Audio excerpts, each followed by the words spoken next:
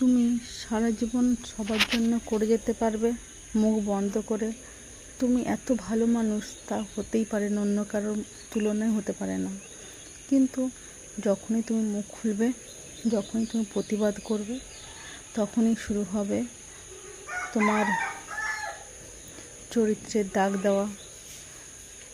তুমি খারাপ, এই সেই অনেক কথা যেটা তুমি কল্পনাও করতে পারো না। দুনিয়ার কি লীলা! তুমি সহ্য করে যাও, কিন্তু মুখে কিছু বলো না। তত সহ্য করবে তত তোমার সংসারেও ভালো, বাইরেও ভালো, সবার ক্ষেত্রে ভালো তুমি।